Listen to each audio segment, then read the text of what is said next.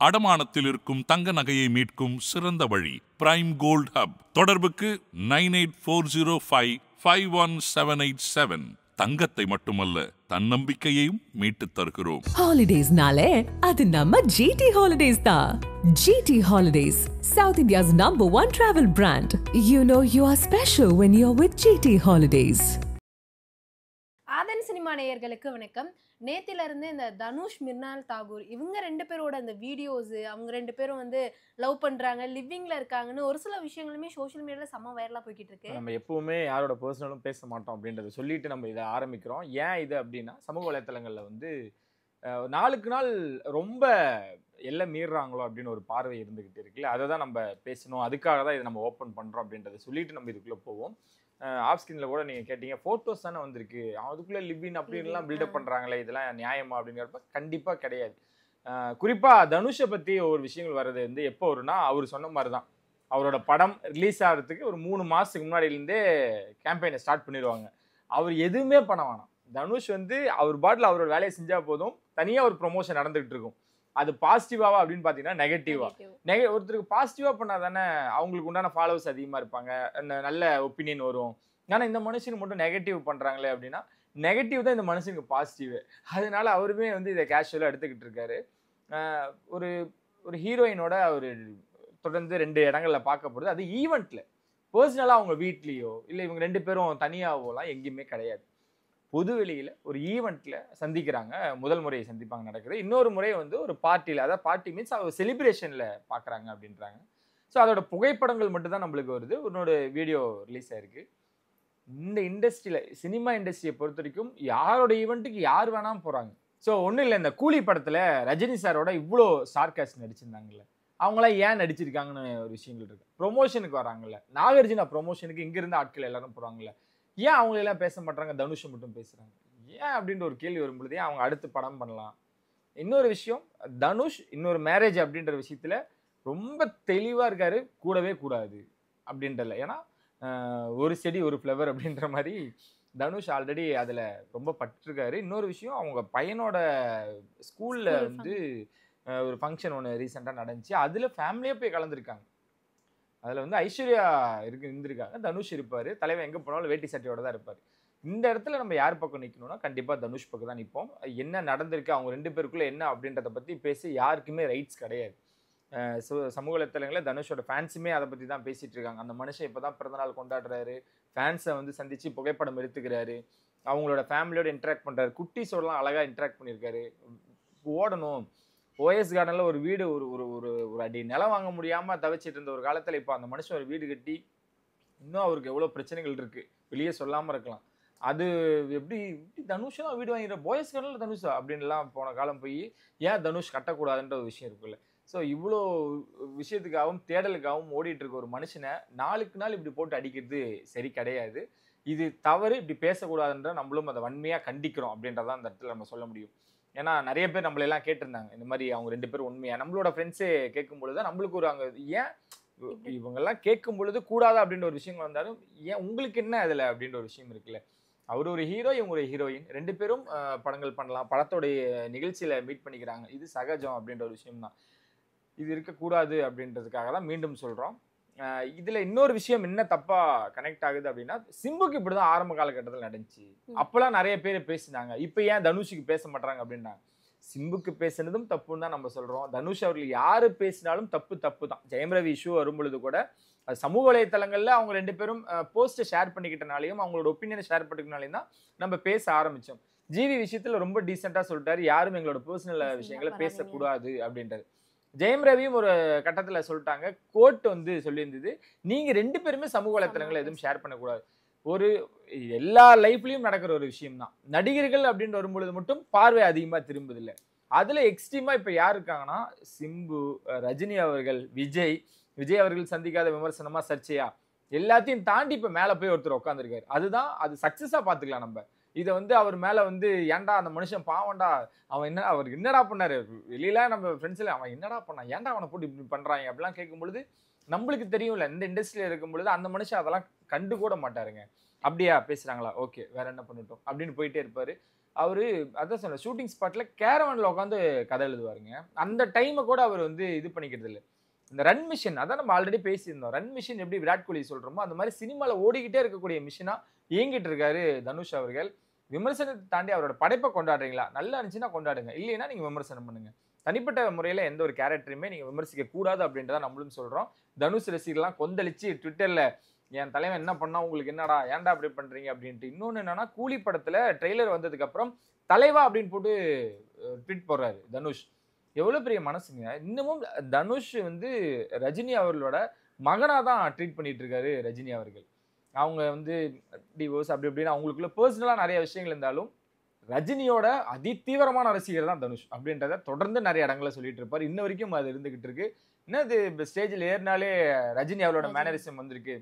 அவங்களெல்லாம் பார்த்து தானே வளர்ந்தாங்க அவங்களாம். அது கூடயே இருந்திருக்காரு. நம்மளாம் அவர் பார்க்கும் பொழுது சின்ன சின்ன ஆட்டிடியூட்லாம் யார் மாதிரி பண்ணுவோம், அவர் மாதிரி இருக்கு இவர் மாதிரி இருக்குலாம் சொல்லும் பொழுது ரஜினி அவர்களை ரொம்ப பிடிச்சி ரஜினி அவரோட வீட்டுக்கே மருமகன் ஆகி அவரை கூட இருந்து பார்த்து நிறைய விஷயங்களை கற்றுக்கும் பொழுது ஏன் தனுஷ் அதை பண்ணக்கூடாது? மீண்டும் சொல்கிறேன், தனுஷோட பர்சனல் விஷயங்களை பேசுறது தப்பு. அவர் படத்தை பற்றி பேசுவோம், விமர்சிப்போம் அப்படின்றதான். அதனால இந்த இடத்துல நம்ம தனுஷ் ரசிகர்களுக்கு கூட நின்று ஆறுதல் சொல்லி, அதாவது அப்பெல்லாம் ஒன்றும் இல்லைப்பா, அதை அவரே சொல்லிடுவார்னு வச்சுங்களேன். ஏன்னா ஃபேமிலி மீட் பண்ணும்போது கண்டிப்பாக இதை பற்றின விஷயங்கள் கேட்பாங்க. அவர் ஸ்டேஜில் இந்த படத்தில் நினைக்கிறேன், குபேரால தான் நினைக்கிறேன், என் கூட இருக்கவங்க எல்லாருமே வந்து ஒரு செங்கலை கூட உங்களால் உருவ முடியாது அப்படின்றாருல. ஸோ பார்த்து பொறாமப்படுறாங்கல்ல, சர்ச்சையாக எழுதுறாங்கல்ல, விமர்சனம் பண்ணுறாங்கல்ல, சந்தோஷம், எழுதிக்கும், எனக்கு அதுதான் சக்ஸஸ் அப்படின்னு ஒருத்தன் ஓடிக்கிட்டே இருக்கும் பொழுது அதை நம்ம தட்டி தான் கொடுக்கணும் மொழியே. இதெல்லாம் பெரிய பிரச்சனையே இல்லை. இது அந்த பொண்ணோட லைஃப்பை பாதிக்கும்னு ஒரு விஷயம் இருக்குல்ல, அதை மட்டும் எல்லாருமே இதை எடுத்து அந்த பேர் இல்லாமல் ஒரு நடிகையோட அப்படின்னு சொன்னாங்கன்னா கூட கொஞ்சம் இதாக இருக்கும் மொழியே. அது ஒன்றும் பண்ண முடியாது, அந்த ஊர்வாய் அடைக்க முடியாதும்பாங்களே, அது தெரிஞ்சிருக்கு தனுஷ் அவர்களுக்கு. ஆனா இது கூடாதுன்றதான் நம்மளோட கருத்து. நீங்க சொன்ன மாதிரி அவங்க ரெண்டு பேரும் ஈவெண்ட்ல மீட் பண்ணியிருப்பாங்க. அப்போ வந்து மிர்னால் தாகூர் வந்து தனுஷோட கையை பிடிச்சி கூட்டிட்டு போவாங்க. அதை எல்லாரும் இப்போ என்ன பண்ண ஆரம்பிச்சிட்டாங்கன்னா ஸ்கிரீன்ஷாட் எடுத்து ரவுண்ட் பண்ணி எல்லாம் காட்ட ஆரம்பிச்சிட்டாங்க. ஒருவேளை இவங்க ரெண்டு பேரும் ஏதாவது படத்துல கூட நடிக்கலாம், அதுக்கான ஷூட்டிங் ஸ்பாட்ல அந்த மாதிரியான சம்பவங்கள் கூட இருந்திருக்கலாம்ல. ஆனா ஏன் இவங்க எல்லாருமே தப்பான கண்ணோட்டத்துல பாக்குறாங்க அப்படிங்கிற மாதிரியும் தோணுது இல்ல? அதான் தொடர்ச்சியா நடக்கிறது தானேங்க. அந்த மனுஷன் ஹாலிவுட்ல வந்து ஒரு ஹீரோயினோட கையை பிடிச்சிட்டு போயிருந்தாருன்னா யாரும் பேச மாட்டாங்க. ஏன்னா அதை பத்தி பேசினா அவங்களுக்கு ஒரு ஹைப் கிரியேட் ஆகாது, எதுவும் பண்ணாது. இந்தியாவில் பண்றாரு அப்படின்றனால அப்படி இருக்கும். விட்டுருங்க, அது மனுஷன் ஹாலிவுட்லாம் போறாரு. அங்க அவர் நினைச்சிருந்தா யார் கூடயே கம்மிட்டா இருக்கலாம், எப்பயோ ஆயிருக்கலாம், என்னென்ன விஷயங்களோ பண்ணியிருக்கலாம். தட்டி விட்டு அவர் மாதிரி அப்படியே போயிட்டே இருக்கணும் நம்ம அப்படின்றதான் நம்ம இதை எடுத்துக்கணும். கூலி படத்தோட நிறைய விஷயங்கள் தொடர்ந்து பார்த்துக்கிட்டு இருக்கோம். ரீசெண்டாக கூலி படத்துக்கு அமீர் கானுக்கு எவ்வளோ எக்ஸ்பெக்டேஷன் இருக்குது, அந்த படத்தை எவ்வளோ நம்புறாரு அப்படிங்கிற ஒரு விஷயம் தான். கூலி படத்தோட ஈவெண்ட் நடந்திருந்தது இல்லையா, அப்போ ரொம்ப மாசாக வந்திருந்தார் அமீர் கான். அவரை பார்த்து நிறைய பேர் வந்து என்ன இப்படி வந்திருக்காரு அப்படின்ட்டு எல்லாமே செம ஸ்வாகாக இருக்காங்களே நிறைய விஷயங்கள். அந்த ஈவெண்ட்டை முடிச்சுட்டு அங்கேயே வந்து ஒரு பிரைவேட் கேரவன் வந்திருக்கு. அதில் என்னன்னு பார்த்தா படத்தோட டப்பிங் வேலைகளை முடிச்சிருக்காரு. அப்போ வரைக்குமே அவருக்கு கூலி படத்து மேலே ஒரு பெரிய நம்பிக்கை இல்லை. காரணம் என்னன்னா, ரஜினி சாருக்காக அந்த படம் பண்ணியிருக்கோம், நம்மளோட கேரக்டர் எப்படி வரும் அப்படிங்கிற பெரிய கெஸ்ஸிங்லாம் இல்லாமல் இருந்திருக்கு. ஆனால் அவர் டப்பிங் முடிச்சுட்டு படம் வந்து ரொம்ப தரமாக வந்திருக்கு, என்னோட சைட்ல இருந்து என்னென்னலாம் சப்போர்ட் கொடுக்கணுமோ எல்லா சப்போர்ட்டையும் தரேன் அப்படின்ட்டு லோகேஷ் கிட்ட வேற ஏதோ ஸ்பெஷலாக பேசினதாலாம் ஒரு சில விஷயங்கள் வெளியாகுது. லோகேஷ் வந்து இந்த படத்துல எதுக்கு இவங்க எல்லாருமே இருக்காங்க அப்படின்னு ஒரு விஷயம் கேட்கும்பொழுது, எனக்கு பிடிச்ச ஆட்கள் எல்லாம் நான் ஆட் பண்ணணும்னு நினைச்சேன், நீங்க நினைக்கிற மாதிரி பிஸ்னஸா நீங்க பாக்குறீங்க, எனக்கு பிடிச்சவங்க எல்லாருமே இருக்கணும்னு நான் விரும்பினேன் அப்படின்னு சொல்றாரு. அந்த ஈவெண்ட்டை முடிச்சதுக்கு அப்புறம் அவரோட படத்தை, அமீரோட படத்தை எல்லாத்துக்கும் போட்டு காமிக்கிறாங்க. அமீர் கானோட படத்தை பார்த்துட்டு எல்லாருமே கலாநிதிமாறன் முதற்கொண்டு அவ்வளோ ஹாப்பியாக பார்க்குறாங்க. இன்னொன்று சன் பிக்சர்ஸ் அடுத்த தரத்துக்கு போயிட்டாங்க. அட்லி அல்லு அர்ஜுன் ப்ராஜெக்ட் ரிலீஸ் ஆனதுக்கப்புறம் எனக்கு தெரிஞ்சு டைரெக்டாக ஹாலிவுட் போகிறதுக்கு கூட அது நம்மளுக்கு தெரியல, அவங்ககிட்ட இருக்கக்கூடிய வசதிக்கு போகலாம், போக முடியாதுலாம் சொல்ல முடியாது. ஸோ அந்த மாதிரி எல்லாத்துக்கூடயும் நெருக்கமாயிட்டாரு அமீர் கான். இப்போ ஏன் அவரை பற்றி நம்ம பேசணும் அப்படின்னா, இந்த கூலிக்கு வந்து ஏ சர்டிஃபிகேட், அதனால வந்து தமிழ்நாட்டில் வந்து குழந்தைகளை கூட்டு போகக்கூடாது, முடியாது அப்படின்ற ஒரு வருத்தம் இருந்துக்கிட்டே இருக்கு. அதனால எல்லாருமே அங்கங்கே ஆக்ரோஷமாக சொல்லிட்டு இருக்காங்க. சில நாடுகளில் யூஏ கொடுத்துருக்காங்க, அந்த சென்சார் போர்டு வந்து பேரண்ட்ஸோட வந்து 15 வயதுக்கு மேற்பட்டோர் பார்க்கலாம் அப்படின்ற மாதிரியான விஷயங்கள் கொடுத்துருக்காங்க. அதை தான் இங்கேயும் பண்ணியிருக்கலாமே, ரீசென்சார் அனுப்புங்க, என் தலைவனது 1000 கோடி அப்புறம் எப்படி அடிக்கும் அப்படின்னு ரஜினி ரசிகர்கள் ஒரு பக்கம் பொங்கினாலுமே கூட தேட்டர் ஓனர்ஸுமே அதான் ஃபீல் பண்ணுறாங்க. ஏதான்ப்பா கொஞ்சம் இதாக இருக்குது, யூஏ கொடுத்துருந்தாங்கன்னா கூட சமாளிச்சிக்கலாம் அப்படின்னு அவங்க பேசிக்கிட்டு இருக்காங்க. இதில் இன்னொரு பிரச்சனை என்ன அப்படின்னா, இங்கே வந்து நாங்கள் வந்து ஐநாக்ஸில் ரிலீஸ் பண்ண மாட்டோம், பிவிஆரில் பண்ண மாட்டோம், கொஞ்சம் டைம் எடுத்துக்கும் அப்படி இப்படின்னு அவங்க பேசியிருந்தாலுமே கூட இந்த விஷயம் அப்படியே அமீர் கான் காதுக்கு போகுது. என்ன ப்ராப்ளம்ன்றீங்க? இல்லை சார், இன்னொரு படம் வருது, வார் 2 வருது, இல்லை வார் 2 வருது, அதுக்கு இதுக்கு என்ன சம்பந்தம்? ஈக்குவலாக கூட போகல சார். இந்த டேர்ம்ஸ்னு ஒன்று இருக்குல்ல, அது நான் பேசுகிறேன் அப்படின்ட்டு சமீபத்தில் இந்த நேற்று இல்லைன்னா முந்தா நேற்று முதற்கொண்டு அவர் வந்து அவங்கள்ட்ட டைரெக்டாக கூப்பிட்டு பேசி இந்த படம் தலைவர் படம் என்னோட படம்னு கூட அவர் மீன் பண்ணல. இந்த கூலி ரஜினி சார் படம் எல்லாத்துலையும் ஈக்குவலாக ரிலீஸ் ஆகும். நீங்கள் வார் 2 போடுங்க, போடாமல் போங்க. வருத்தப்பட வாய்ப்பசங்கத்தில் சொல்கிற மாதிரி தான் கூலிக்கு நீங்கள் ஈக்குவலாக கொடுங்க அப்படின்ட்டு டைரெக்டாக பேசியிருக்காருங்க. இதுக்கு மேலே என்ன வேணும் அப்படின்றது தான் கேட்கும் பொழுது இங்கே இருக்கவங்களாம் செம்ம ஹாப்பி. ஏன்னா ஒரு மனுஷன் அங்கே பயங்கர பீக்கில் இருக்கிறவர், அவர் கேமியோ போனாலே அங்கேயே பயங்கரமான ஒரு வசூல் கொடுக்கும். இங்கே கொடுத்துருக்காரு, இங்கே வந்திருக்காரு அப்படின்றப்ப நம்ம தமிழ் ஆடியன்ஸ் அவரை எப்போவுமே கொண்டாட ரெடியாக இருக்கும். அவர் வந்து நம்மளோட படத்துக்காக அவர் மெனக்கெடுறாருல, வேற யாராக இருந்தால் இதை பண்ண மாட்டாங்க. அக்ஷய்குமார் நடிச்சிருக்கலாம், இவர் நடிச்சிருக்கலாம், பெரிய பெரிய ஜாம்பவான்கள் நடிச்சிருக்கலாம். யாருமே பண்ணாத விஷயத்த ரஜினி சாருக்காக அங்கே ஒருத்தர் பண்ணுறாருல, எவ்வளோ பெரிய விஷயம் இல்லை. இப்போ மும்பையில் அடுத்த ஈவெண்ட், இந்த படத்தோட ப்ரொமோஷன்ஸ் எல்லா ஊர்லேயும் ஃபுல் ஸ்வாகாக நடக்குது. குறிப்பாக மும்பையில் நடக்க போகிறதெல்லாம் வந்து பார்த்தீங்கன்னா தீயாக இருக்க போகுது. அனிருத்துக்கு தான் பாவம் ஃப்ரீ கான்செப்ட் பண்ணி கொடுக்குறாரு எல்லாருக்கும். அந்த ஒரு தொண்டை அந்த மனுஷனுக்கு என்ன ஆக போகுதுன்னு தெரியல. மற்றபடி எல்லாருமே ஹாப்பி.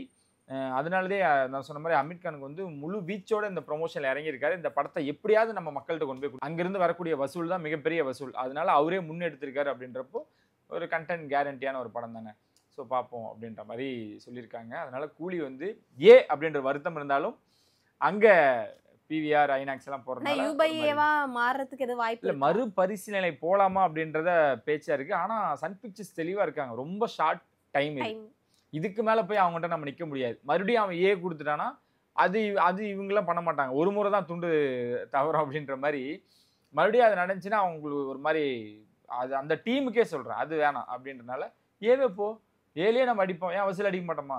நம்ம 1000 அடிக்கிறோமோ இல்லையோ 2.0 ஜெயிலரை தாண்டணும். நீங்கள் வந்து வேற எந்த படத்தோனா கம்பேர் பண்ணலாம். லியோ, கோட்டு, விக்ரம், இதுக்கு முன்னாடி பண்ண பெரிய படங்கள் பண்ண வசூலையெல்லாம் அப்படி ஓரங்கட்டி இந்த படம் போய் பெஞ்ச் மார்க்கில் முன்னாடி உட்காரட்டும். ஏன்னா இந்த 2.0 வந்து அவங்க ப்ரொடக்ஷனில், அதனால சன் பிக்சர்ஸ் இப்போ 2வது இடத்துல இருக்காங்க.